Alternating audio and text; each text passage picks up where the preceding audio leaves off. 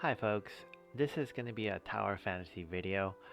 We're closely approaching 2.2 update, and for those people that are currently starting new or in the beginning stages, or if you've been a free to play or a light spender since the beginning of the game and you're not quite up there in your CS and you want to learn how to maximize your damage, well, this video is going to try to help you strategize and give you an overview of how to get there.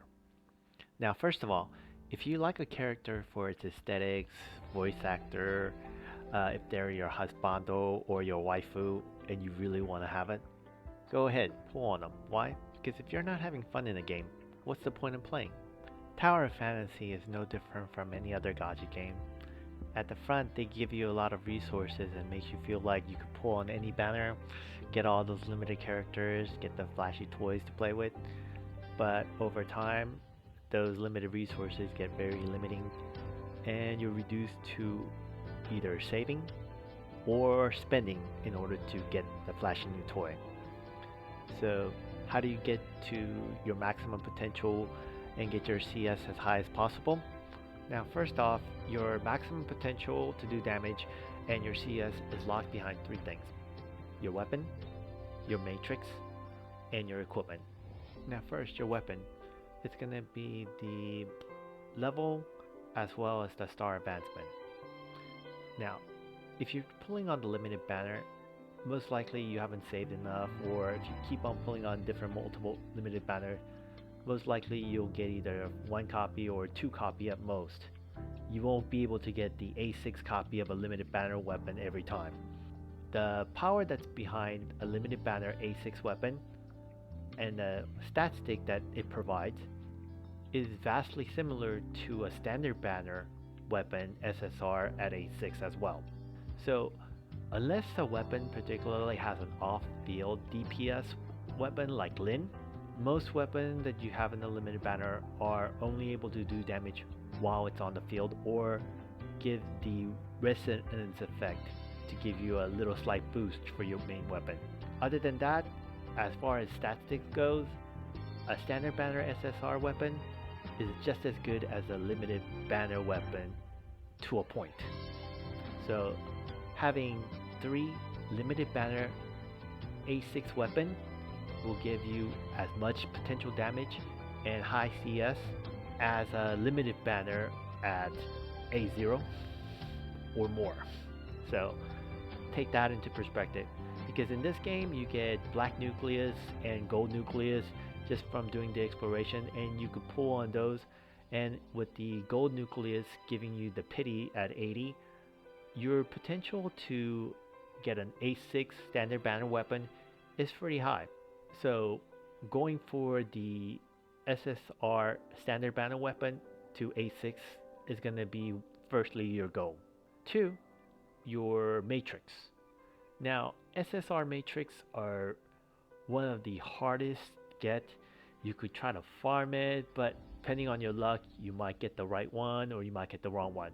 The 3 matrices that you do want to shoot for as a free to play or a light spender is going to be your Shiro matrix, your Crow matrix, and your Samar. All the matrix, because they don't have an off field effect, they're only stat sticks. And when they're on field as a weapon, these 3 matrix sets are going to be your key. So get these, duplicate them, get them to 3 stars as soon as possible. Will help you do maximum damage and get your CS to the highest potential possible. And since these are still standard banner matrix, they're easier to get than the limited banner. The limited banner matrix, while tempting and they do offer a lot of bonus, having only a 2 or 1 piece set without the stars doesn't give you that big of a stat boost. Now, thirdly, is you're going to be your equipment. Now, ideally at the beginning, you want to get at least 1 gold set all the way to 5-star, maximize it. That way you get the highest potential possible. Don't worry about substats, how it rolls and everything. You just want to get one up there to the max as soon as possible. If you get them in your main element stat or, flat attack, great. But if you don't worry about it. Just get them to the highest possible. Then you start switching them out as you get more. Now, those three things might sound easy, but here's the nub. Why you're limited on your CS and your potential damage? Well, the game has a way of limiting you, and the main three ways of limiting you, well, it's not SSR weapons. It's actually the SSR matrix. That's going to be one of your bottlenecks. The other bottlenecks are booster modules and advancement modules.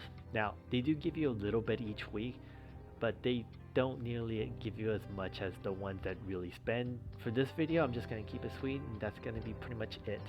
So if you like this video, hit me a subscribe and like, and I'll try to make another series more dedicated to giving you key pointers and so forth. Right now I'm only on global, so I don't have the advanced knowledge that these CN tubers do, so a little bit of support will help me go a long way. So as a side note, for team plays, as a free-to-play and light spender, you most likely won't be out DPSing a spender or whale on a team. So unless you're okay with low damage as a DPS, your two main go-to builds are going to be heal support or tank build. That's something to keep in mind when you're in a team play.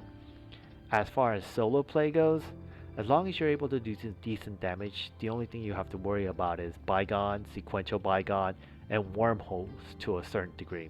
Your ideal setup for each of the elements is going to be 2 standard banner A6 weapon plus 1 limited banner weapon at either at A1 or A3 if you can afford it. Now, hopefully we get the limited banners coming over like they did on CN to our standard banner for the pre-2.1 character weapons. I'm copium that Nemesis will be added to the standard banner after its rerun after December 25th, but as a Christmas gift, but who knows? We just have to wait and see what happens. But thanks for watching.